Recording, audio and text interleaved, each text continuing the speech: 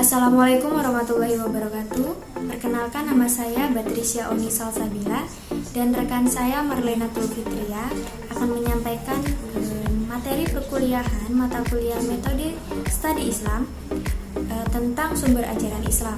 Nah, di kalangan para ulama terdapat kesepakatan bahwa sumber ajaran Islam yang utama adalah Al-Quran dan As-Sunnah. Ketentuan ini sesuai dengan agama Islam sebagai wahyu yang berasal dari Allah Subhanahu wa Ta'ala. Nah, yang penjabarannya dilakukan oleh Nabi Muhammad SAW. Yang akan kita bahas pertama yakni Al-Quran. Nah, Al-Quran itu adalah kitab suci yang isinya mengandung firman Allah dan turunnya secara bertahap melalui malaikat Jibril dan pembawaannya oleh Nabi Muhammad SAW. Susunannya dimulai dari surat Al-Fatihah dan diakhiri dengan surat An-Nas. Nah, bagi pembacanya bernilai ibadah. Fungsinya antara lain menjadi hujah atau bukti yang kuat atas kerasulan Nabi Muhammad SAW.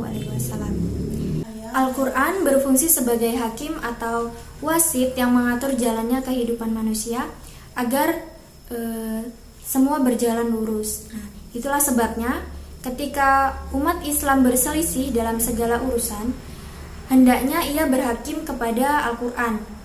Al-Quran juga memerankan fungsi sebagai pengontrol dan pengoreksi terhadap perjalanan hidup manusia di masa lalu. Nah, yang kedua ada As-Sunnah.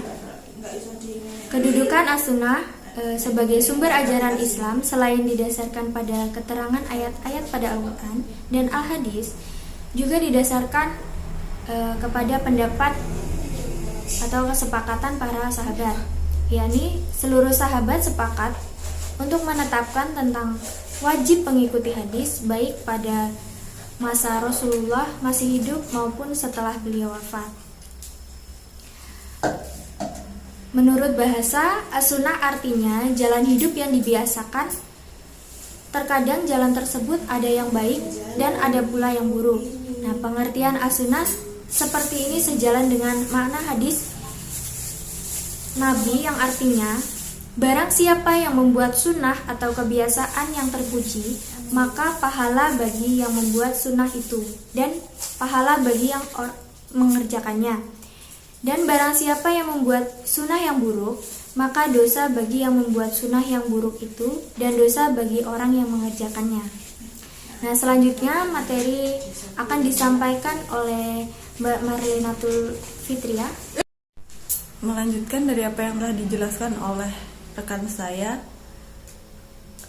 selain kata al-sunnah yang pengertiannya telah disebutkan, kita juga menjumpai kata seperti al-hadis, al-khobar, dan al-atsar. Oleh sebagian ulama, kata-kata tersebut disamakan artinya dengan al-sunnah, dan sebagian ulama lainnya, kata-kata tersebut dibedakan artinya.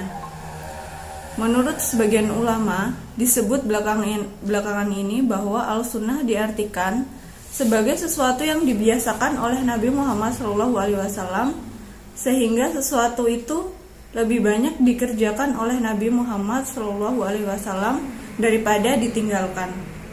Sementara itu, hadis adalah sesuatu yang disandarkan kepada Nabi Muhammad SAW, baik berupa ucapan, perbuatan, maupun ketetapan umum yang jarang dikerjakan oleh Nabi. Selanjutnya, khobar adalah ucapan, perbuatan, dan ketetapan yang berasal dari sahabat, sedangkan atsar adalah ucapan, perbuatan, dan ketetapan yang berasal dari para tabi'in. Sebagai sumber ajaran Islam kedua, setelah Al-Quran, Al-Sunnah memiliki fungsi yang pada intinya sejalan dengan Al-Quran. Keberadaan Al-Sunnah tidak dapat dilepaskan dari adanya sebagian ayat Al-Quran. Yang pertama, yang bersifat global atau garis besar yang memerlukan perincian. Yang kedua, yang bersifat umum atau menyeluruh yang menghendaki pengecualian. Yang ketiga, yang bersifat mutlak atau tanpa batas yang menghendaki pembatasan. Dan yang keempat, isyarat Al-Quran yang mengandung makna lebih dari satu yang menghendaki penetapan makna yang akan dipakai dari dua makna tersebut. Dari materi yang telah kami sampaikan, kesimpulannya adalah Al-Quran dan Al-Hadis merupakan dua sumber utama ajaran agama Islam. Dalam kaitan ini, hadis berfungsi merinci petunjuk dan isyarat Al-Quran yang bersifat global sebagai pengecuali terhadap isyarat Al-Quran yang bersifat umum, sebagai pembatas terhadap ayat Al-Quran yang bersifat mutlak, dan sebagai pemberi informasi terhadap sesuatu kasus yang tidak dijumpai di dalam Al-Quran. Dengan posisinya yang demikian itu, maka pemahaman Al-Quran dan juga pemahaman ajaran Islam yang seutuhnya tidak dapat dilakukan tanpa mengikut sertakan hadis. Sekian penjabaran materi yang telah kami sampaikan. Lebih dan kurangnya kami mohon maaf.